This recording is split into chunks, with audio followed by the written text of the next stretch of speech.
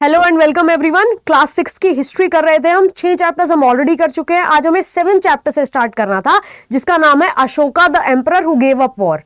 इस चैप्टर में हम मौर्यन एम्पायर के बारे में पढ़ेंगे, मौर्यन रूलर्स के बारे में पढ़ेंगे। तो आइए स्टार्ट करते हैं। सबसे पहले एक सवाल आता है कि what is the difference between kingdom and empire. तो जो एक बहुत बड़ा किंगडम होता है उसको एम्पायर बोलते हैं। Kingdom is relatively smaller in size, empire बहुत ही बड़ा होता है, इसीलिए मौर्यन एम्पायर कहा जाता है rather than kingdom, because it was very huge and gigantic. India का mostly region up to north west cover करता था मौर्यन एम्पायर, इसीलिए इसको एम्पायर कहा जाता है। Now there is one thing, जो आप प्रेजेंट डे लायन एनग्रेव्ड देखते हो अपने नोट्स पे, कॉइन्स पे और नेशनल एम्बलम पे, वो कहां से आया है, उसकी हिस्ट्री क्या है? तो वो लिया गया है सारनाथ पिलर इंस्क्रिप्शन से, जो कि अशोका ने एनग्रेव कराया था back then when he was the ruler. What was the timeline of Mauryan empire, एक बेसिक आइडिया हमें होना चाहिए। तो Mauryan empire was founded in 2 BC से लेके 185 BC तक टाइमलाइन थी मौर्यन एम्पायर की।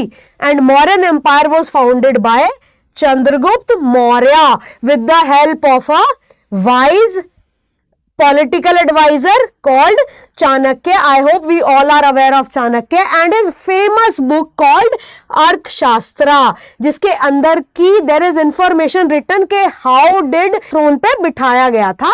ये सब इंफॉर्मेशन है पूरे एम्पायर के बारे में। Now What do you mean by dynasty? Dynasty क्या होती है? जब एक ही फैमिली के मेंबर्स बार बार रूलर बनते रहते हैं, अलग अलग जनरेशन जब एक ही फैमिली की रूल करती हैं, so that is called dynasty या फिर dynastic rule. So Mauryan empire was founded by Chandragupta Maurya who was succeeded by his son called Bindusara. Bindusara was again succeeded by his son Ashoka. So this was the hierarchy of Mauryan Empire. That is why this is called dynastic rule. Now there are certain inscriptions engraved by Ashoka. Ashoka जो है वो inscriptions के लिए जाने जाते हैं। One of the earliest rulers to have inscriptions engraved on stone and pillar surfaces, right? So the places with the red dot are marked by red dots. So please places या Ashokan inscription is the famous topic for UPSC, तो ध्यान रखेंगे, ध्यान से map पढ़ेंगे। जो red dots में है दे आर द इंस्क्रिप्शंस, और जो ब्लैक डॉट्स हैं they were the important cities of that time, like Takshashila, Pataliputra, Ujjain. ये थी उस टाइम की इंपॉर्टेंट सिटीज। और बाकी जो रेड डॉट्स में है ये सारी है Ashokan inscriptions. There are so many inscriptions जो अशोका ने इनग्रेव करवाई थी, and they were not only limited to India. In fact India के नॉर्थ वेस्ट में भी अफगानिस्तान तक इंस्क्रिप्शंस पाई जाती हैं अशोका की, राइट? तो इस मैप को ध्यान से देखेंगे। Now these 3 important cities, they were famous for certain things, like for example Takshashila को बोला जाता है gateway to north west. It is famous for north west में जो मूवमेंट होती थी इंडिया की वो यहां से होती थी, इसके थ्रू होती थी। That is why Takshashila is called gateway to north west. Then Pataliputra, Pataliputra present day it is situated in Patna, Bihar. It was the capital city of Mauryan Empire after Rajgir, right?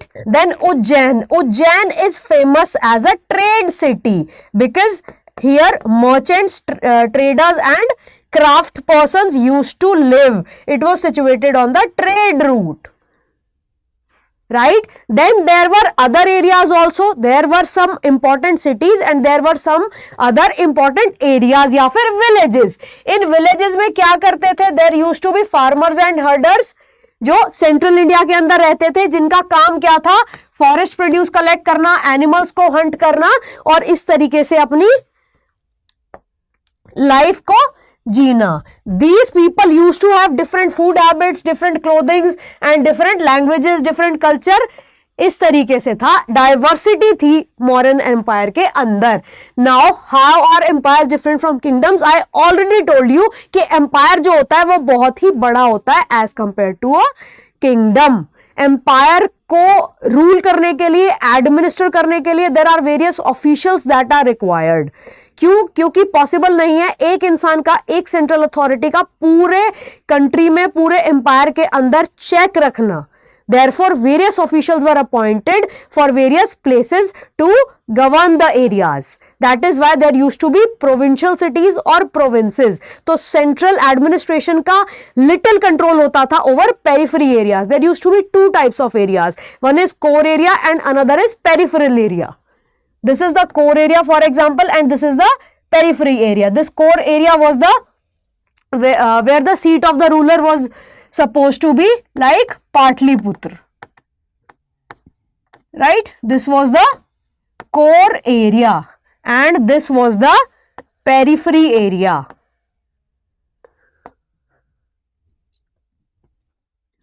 So in this way the empire was governed. तो पाटलिपुत्र जो कि king की seat होती थी, जहां पे वो direct control possible नहीं था, वहां से पूरे कंट्री को गवर्न करना।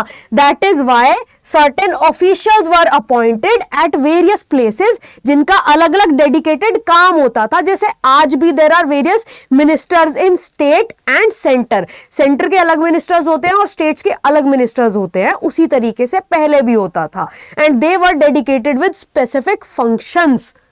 नाउ इनका काम क्या होता था? मेजर ऑफिशियल्स का काम होता था टैक्सेस को कलेक्ट करना लोगों से। अगर कोई मना कर देता था टैक्सेस देने से, सो पीपल वर पनिश्ड, जो डिसोबे करते थे। Then there used to be messengers also, जो information to and fro pass करते थे।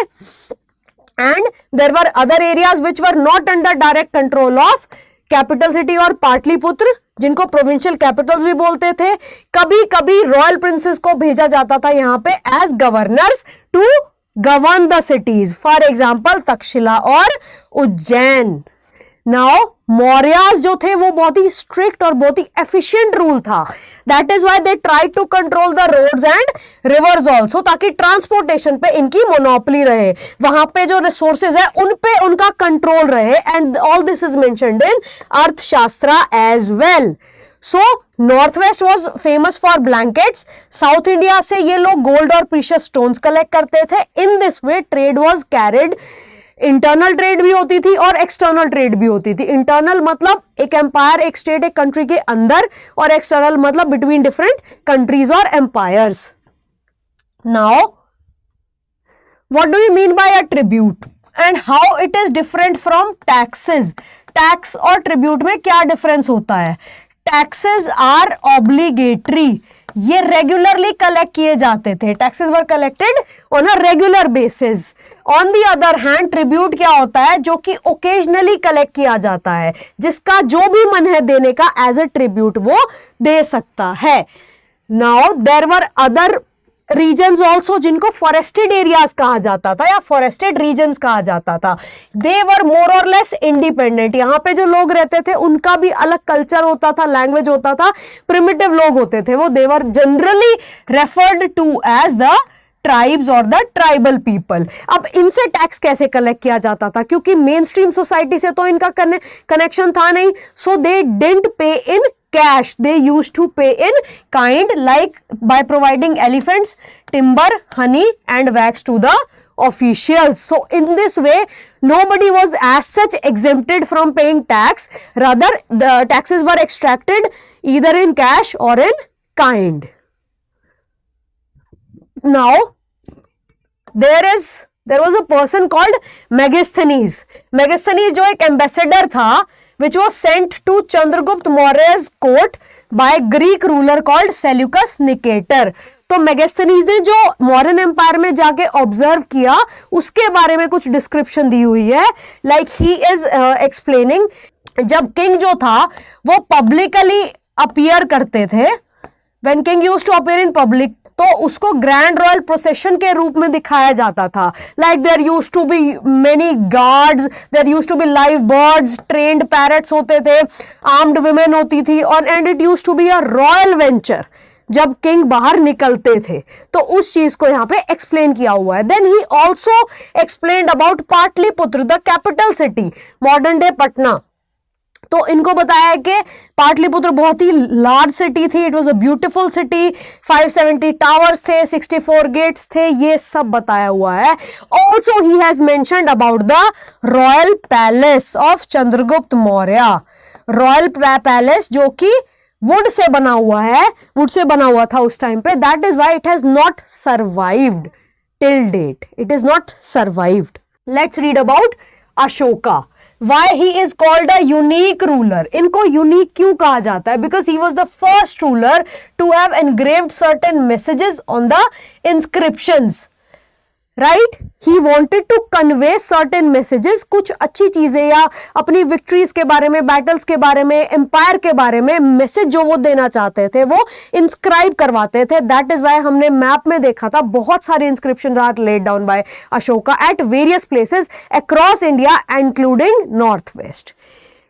इंस्क्रिप्शंस होती थी, उसमें लैंग्वेज कौन सी थी? Prakrit, so that commoners are also able to infer the message. और स्क्रिप्ट यूज होती थी Brahmi. The Kalinga war. Kalinga war कब लड़ी गई थी? 261 BC में. It was a life changing event for Ashoka. Kalinga जो कि प्रेजेंट डे कोस्टल ओडिशा में लाया करता है, वहां पे एक वॉर लड़ी गई थी by Ashoka in the 8th year of his coronation. How it was a life changing event. He was so horrified by the event. इतना ज्यादा bloodshed हुआ था. Around 1 lakh people died and 1.5 lakh people were captured. तो he was so disturbed by this very event. Therefore, he was the only king to give up conquest after winning the war. And he describes this event in the following, like, what did he say? He is saying कि he was filled with immense sorrow and guilt.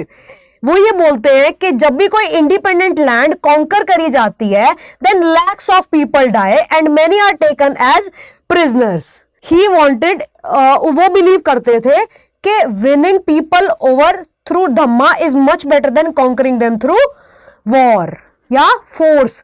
Forcibly conquer करने से better है धम्मा के through उन पे जीतो. तो इसीलिए वो अपना मैसेज अपने फ्यूचर जनरेशंस को भी देना चाहते थे, to his son and to his grandson, के instead of war they should think about how to spread the message of Dhamma. That is why he sent his children to Sri Lanka also. Mahendra and संघामित्रा को श्रीलंका भेजा गया था with the Bodhi tree to spread the message of Dhamma. Dhamma is nothing but a Prakrit word for the Sanskrit term dharma. Now what do you mean by Ashoka's dhamma? धम्मा क्या था basically? Ashoka believe करते थे कि he did not believe in the worship of God or performance of a sacrifice. Rather he considered कि जैसे father की duty होती है towards their children, उसी तरीके से it is my duty as a ruler to preach the message of dharma, to preach the message of goodness. कैसे? There were certain problems also. क्या प्रॉब्लम थी उस टाइम पे अशोकन एम्पायर में धम्मा या धर्मा का मैसेज को प्रीच करने में? क्या क्या प्रॉब्लम्स फेस हुई? First of all, people had different religions. अलग अलग रिलीजन्स प्रेवलेंट थे उस टाइम पे. स्लेव्स को बहुत ही इल ट्रीट किया जाता था. And he considered that it was his duty to solve all these problems. Therefore, he appointed officials and dedicated the duty to spread the message of Dhamma. और उन officials को कहा जाता था धम्मा महामात्रा. So what did they do? They inscribed the message of Ashoka on various rocks and pillars. और वो अलग अलग जगह पर प्लेस किए गए so that people read it and people understand the message of Dhamma. और अगर लोग नहीं पढ़ पाते थे तो फिर ये बोल के सुनाते थे अशोका के मैसेज को, Ashoka's message of Dhamma. Also messengers को आउटसाइड इंडिया भी भेजा गया था, like Syria, Egypt, Greece and Sri Lanka, to propagate the message of Dhamma. So this shows the बेनिवोलेंस of the ruler Ashoka.